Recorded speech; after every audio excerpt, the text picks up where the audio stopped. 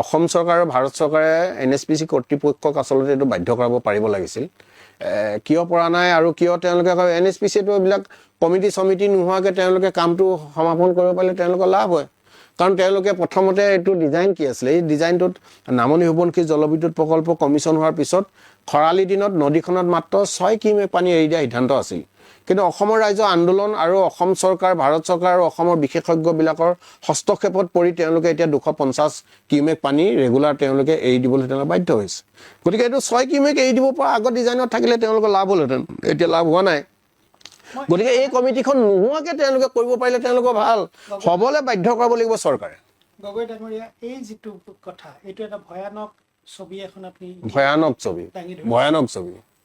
নিৰ্বাচনবোৰত পঞ্চায়ত নিৰ্বাচনবোৰত এই ধৰণৰ বিষয়টো বিশেষকৈ উত্তৰ অসমৰ ৰাইজৰ মাজত এই বিষয়টো এটা নিৰ্বাচনী বিষয় হোৱাটো উচিত নাছিল নে চাওক এতিয়া আপুনি কাকনো বুলিব ককা এতিয়া নিৰ্বাচনী বিষয় কোনে কৰিব এইটো কংগ্ৰেছেতো কৰিব নহয় তেওঁলোকৰ দিনতে সেইটো গোটেইখন আমাৰ আন্দোলন কৰি যিটো অৱস্থা হ'ল আৰু এতিয়া আমি মিত্ৰগোষ্ঠী চৰকাৰে এইটো ইছ্যুটো আমি অসমৰ ৰাইজৰ লগত আমি আছোঁ কিন্তু এই ইছ্যুটো আমি নিৰ্বাচনী ইছ্যু কৰি পেলাই আমি হাতৰ কথা কিয় ভৰিত মাৰিম গতিকে এইটো একচুৱেলি এইটো এপাৰ্ট ফ্ৰম দ্য পলিটিকেল ইডিঅ'লজি এইটো কোনো ৰাজনৈতিকভাৱে এইটো কোনো চাব নালাগে মাননীয় মুখ্যমন্ত্ৰী ডাঙৰীয়া চাব নালাগে আৰু কংগ্ৰেছী মানে যিবিলাক আছে তেওঁলোকেও চাব নালাগে যিহেতু এইটো আমাৰ জীৱন মৰণৰ এটা সমস্যা 14খন এক্সপাৰ্ট কমিটিৰ ভিতৰত একখনো এক্সপাৰ্ট কমিটিয়ে কোৱা নাই যে ইয়াৰ পৰা কোনো ধৰণৰ ইম্পেক্ট নহয় ইম্পেক্ট হ'ব মই আপোনাক আজি আপোনালোকৰ এইবিলাকতো ৰেকৰ্ডিং থাকি যাব বহু বছৰলৈকে গতিকে আপোনাক কৈ গ'লোঁ মই নামনি সোৱণশিৰি জলবিদ্যুৎ প্ৰকল্পৰ পৰা আমাৰ সেই অঞ্চলৰ নদী বান্ধৰ নামনি অঞ্চলত বসবাস কৰা ৰাইজৰ সাংঘাতিক ধৰণৰ বিপদ হ'ব এইটো বৈজ্ঞানিকভাৱে ইতিমধ্যে এক্সপাৰ্টবিলাকে প্ৰমাণ কৰি থৈ গৈছে 14খন কমিটি কৰি ৰিকমেণ্ডেশ্যন ল'লে কিন্তু এখন কমিটিৰো ৰিকমেণ্ডেশ্যন কাৰ্যকৰী নহ'ল শেহতীয়াভাৱে 3জনীয়া এক্সপাৰ্ট কমিটিয়ে ৰিকমেণ্ডেশ্যন ল'লে কিন্তু সেই 3জনীয়া এক্সপাৰ্ট কমিটিৰ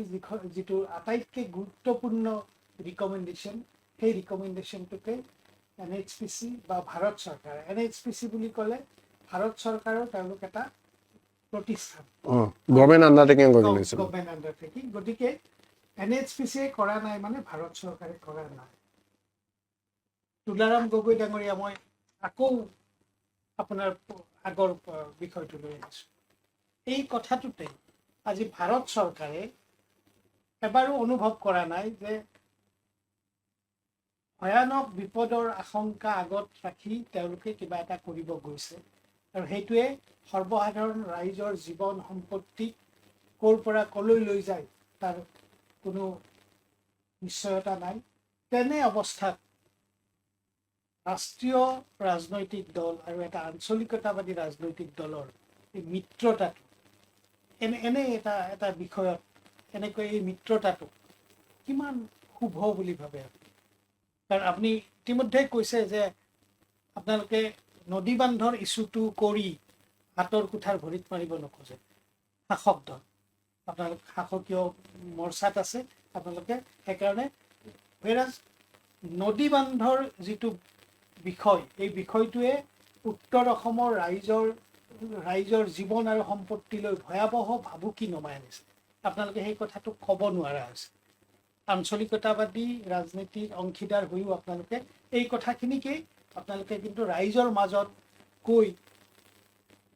এই বিষয়টো চৰকাৰক বাধ্য কৰাব নোৱাৰা হৈছে এইটোৱেই আঞ্চলিকতাবাদী ৰাজনীতি আৰু ৰাষ্ট্ৰীয় ৰাজনীতিৰ এটা সংঘাত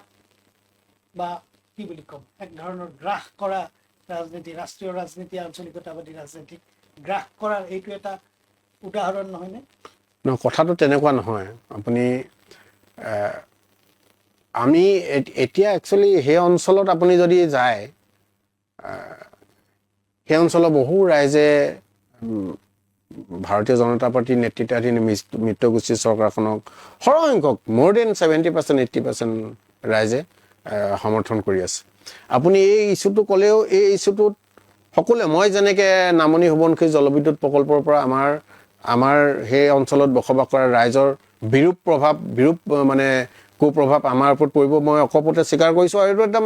নিঘাত সত্য, বৈজ্ঞানিকভাৱেও এইটো সত্য। ঠিক তেনেকৈ চবেই এইটো স্বীকাৰ কৰিব। কিন্তু তেনে বুলি এই কথাটো ক'লেই আকৌ আমাৰ মিত্ৰগোষ্ঠীৰ মানুহক ভোট নিদিব এনেধৰণৰ কথা আহিব নোৱাৰে। কিন্তু এইটো আমি ক'লে আমাৰ এটা মানে নিজে এটা সেই সময়ত এটা খুব খাপচাৰা কথা মানে পৰিৱেশৰ লগত নিমিলা কথা হ'লহেঁতেন। সেইকাৰণে আমি নিৰ্বাচনী সভাবিলাকত এই কথাটো আমি কোৱা নাই। কিন্তু তাৰ মানে এইটো নহয়, আমি বিশেষকৈ অসম গণ পৰিষদ দলে অসমৰ যিবিলাক জ্বলন্ত জাতীয় সমস্যা, সেই জ্বলন্ত জাতীয় সমস্যাবিলাকত অসম গণ পৰিষদ দলে বিশেষকৈ বৰ্তমানৰ